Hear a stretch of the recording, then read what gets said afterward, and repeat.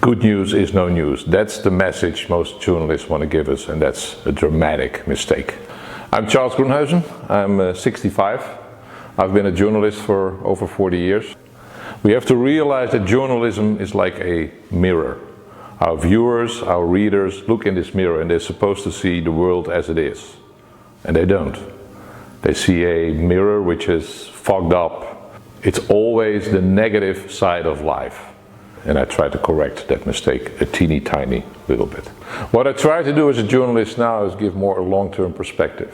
What I see on TV all the time is a lot of noise, breaking news. I like to focus on silent revolutions, but they are extremely important, but long-term. I'm an optimist because I look at facts. Think about the decline in extreme poverty. It's unbelievable what we accomplished in the last 25, 30 years.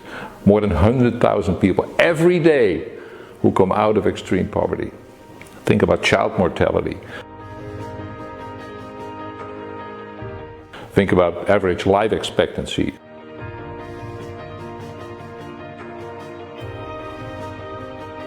Think about average health in the world that has, improved tremendously, and people don't know it. Sometimes I compare journalism with raising children. We raise children in a way that brings out the positive sides in them, things they do well. Imagine us as parents always saying to children what they're doing wrong. If that's the only message we have for our children, they're going to end up as miserable people and negative people and probably angry people. But this is exactly the way we treat as journalists the world.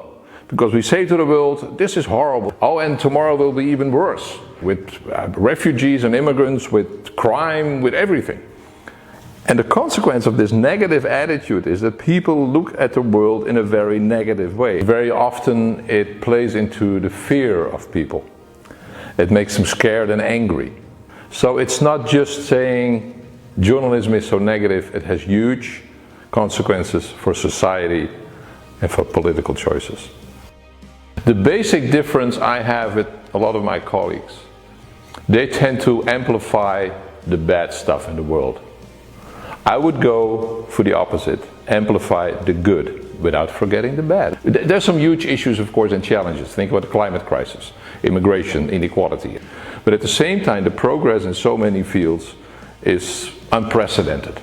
When it comes to education, when it comes to our basic human rights, sexual orientation for women, for children, and people don't realize it. If you steer it away from the negative focus and steer towards a more positive, more constructive way of looking at things, I think journalism could make a better world. The problem is, journalists don't consider it to be their basic task to make the world better.